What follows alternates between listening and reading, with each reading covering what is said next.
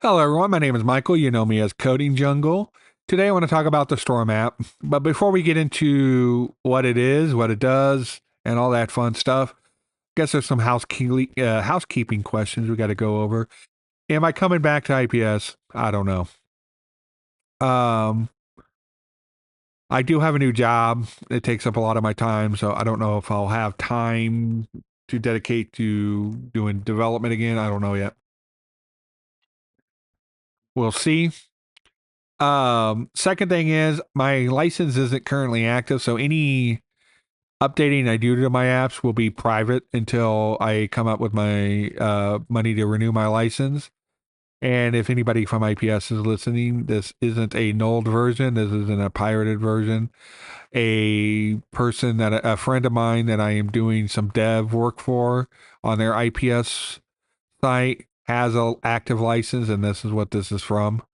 I know it doesn't look like it because I am using a TLD, but if we come over here to my terminal, I can show you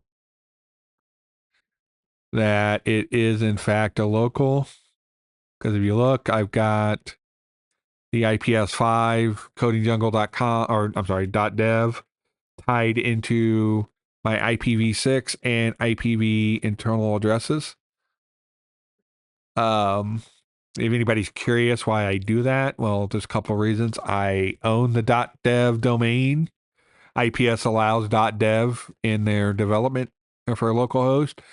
And if I need to check or test anything on, say, my iPad or my iPhone or my Android tablet or my Android phone, I'm not sitting here jailbreaking or rooting, 600 to $1,200 devices just to do that on. I use DNS masking sometimes, and using that allows me to resolve to the URL here. So on those devices using DNS masking. If you're interested in a video or a tutorial on how to do that, hit me up. I'll do a tutorial up for Linux, Windows, and Mac OS. Because they're pretty much the same way. They use the same software in all three. So we're set those up. I'll set those up for you and show you how to do them.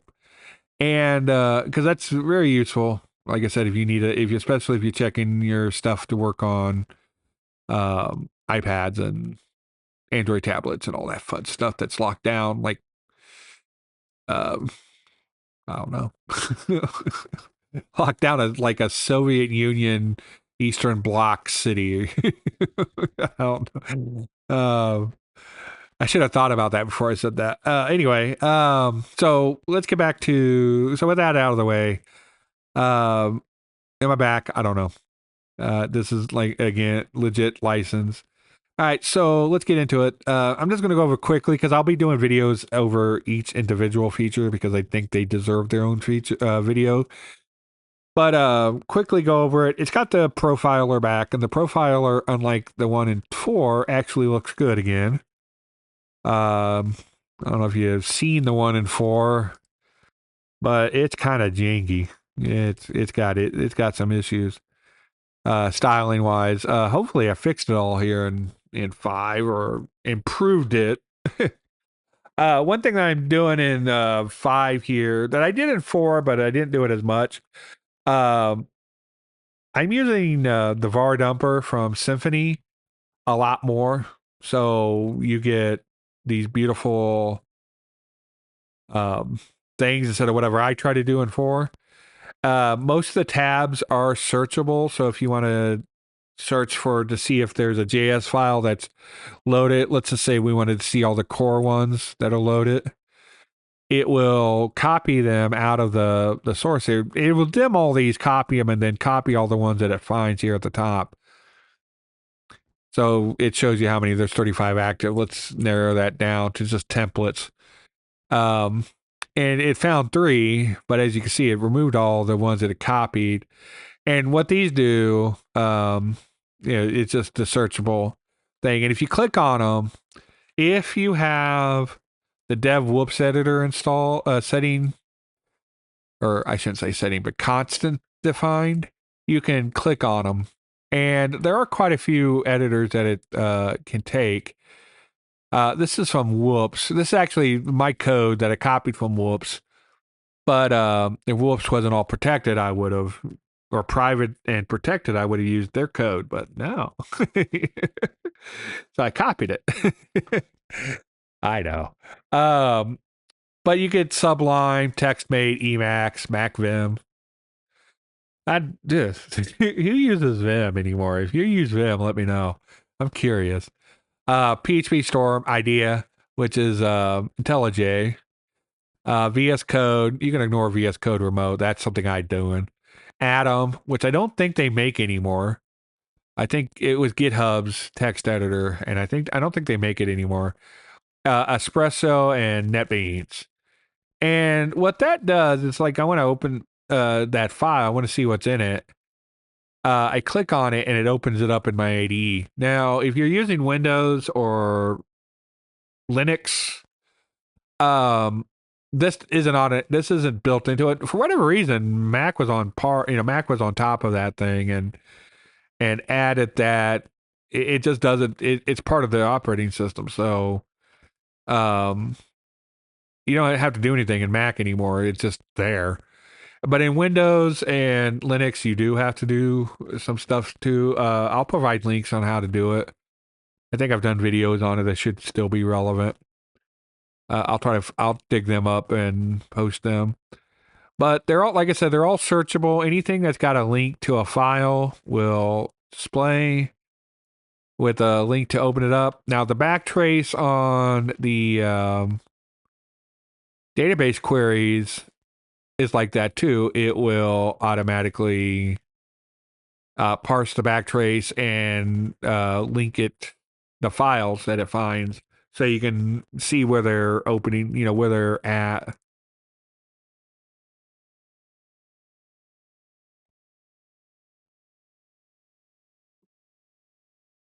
You might be wondering how I'm doing some of this because IPS doesn't do hooks anymore. Not gonna just tell you how I did it. I try to hide it as much as I could, but I have reintroduced a hook system. And before anybody in IPS freaks out, this app is, I've got code in it to detect if there's no writes or if they're in CIC or if InDev is disabled. So it should only work on InDev outside of CSC. So if you got a local host, install this app. If you don't install this app to a live site ever. And definitely don't install it to CIC.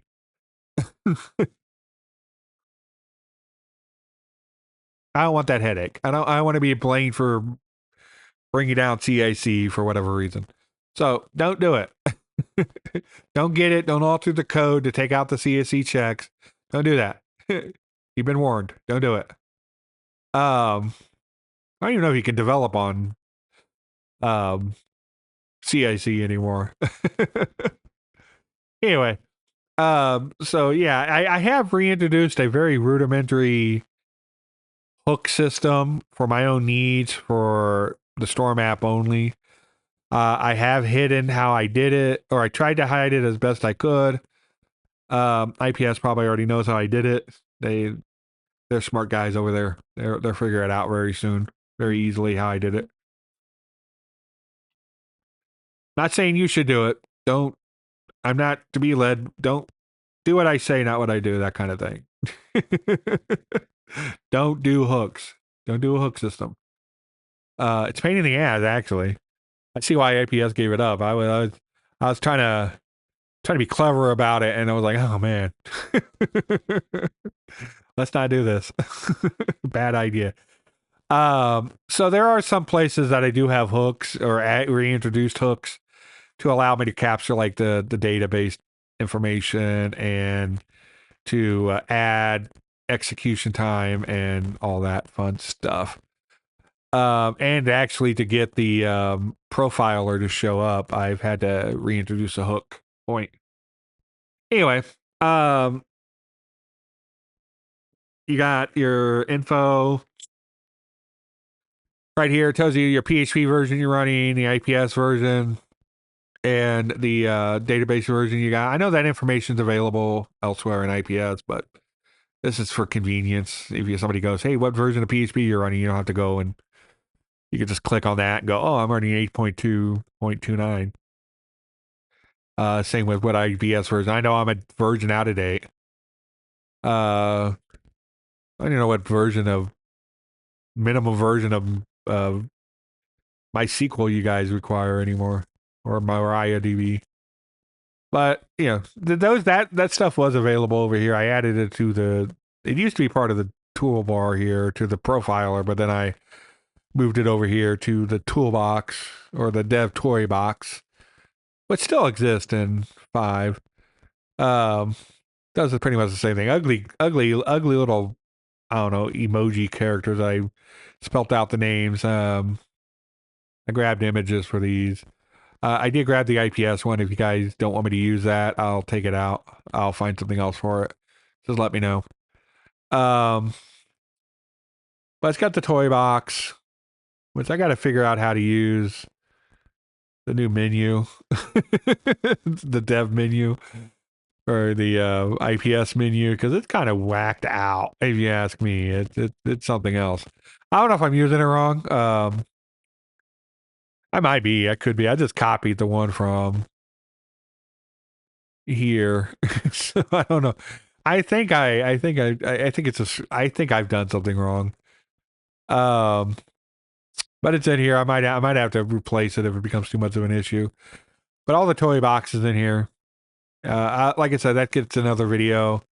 The debug log gets its own video. I decoupled it from the profiler because one of the biggest problems with the 4s, and I even had to add a setting to disable either the debug itself or at least the Ajax debugger, was that it would, if you had 10 tabs open to the same local host, it would bog down your computer and might even actually start bogging down, maybe even make it where you couldn't render any more sites or any more tabs or reload a page or anything like that, because it used a long polling script, and that was a problem. So I created it will open in its own window. You might have to allow it to open pop-ups because this is technically a pop-up. So you might have to allow that depending on your browser, whatever you're using. And it will display the error messages from the debug log. Again, like I said, this will have its own video because it's actually quite. I don't want to toot my own horn here, but I like this. I like how it works. I like how it functions and what it all does. So I'm gonna have to go into detail on how it works. So that is that. So the intent there is just to open up the window, leave it open. Unfortunately, I don't know if it's my code or something in the browser, but sometimes if I refresh the page or I go to another tab and I click that button, it will open it again. It should just pop open up this window, but for some reason it doesn't do that. I'll have to figure out why. Unfortunately, I don't. Some other solutions I've tried don't seem, they're not cross browser. They only work in one browser or the other, and they're ugly and they don't work all the time either. So there is that. Like I said, that will have its own video. There is the proxy data again. I know IPS said you didn't need one, but there's always a need for additional data. And again, what it does, how it does it, why it does it, will have its own video. And then again, and then there's the clear storm caches. So in case you have to do anything, because the way proxy works, it only does new files. So once you run it, it only checks to see if the file has been changed. If it has, it will, if it needs to, or rerun the proxy on it, or if it's a new file, that sort of thing. Then there's the Ajax log here, which will capture any IPS logs. Again, this one will have its own video to go over more detail what it does and the URL that it capturing from, so you can open it up and see, what it's doing. Like, especially if you get like a 500 error or 401 or something and you're not supposed to be getting a redirect or anything, it help you. It kind of could help you debug. Um, pretty much it. Like I said, everything will have its own video eventually because, especially the dev center, because instead of being there, it is like it is in 4, where that stuff appeared in the app, like the create sources and the create assets. I did port those over to 5 here for that.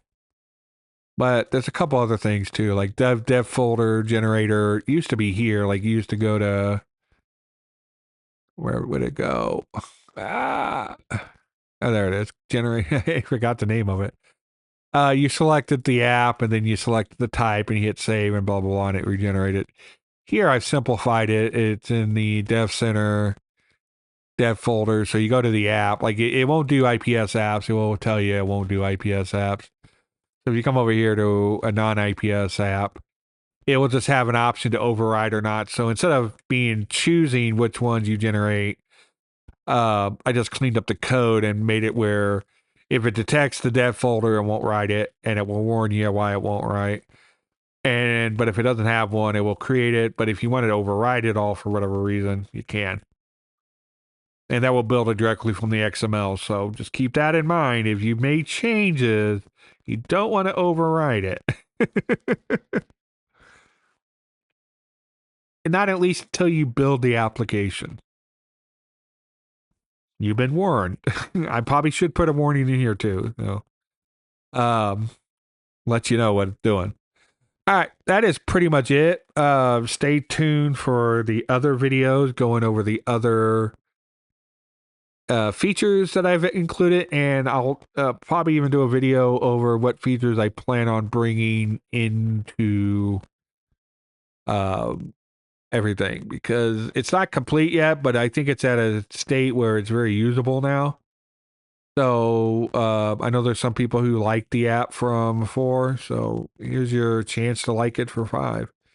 All right, you guys have a great day, and I'll see you in the next video.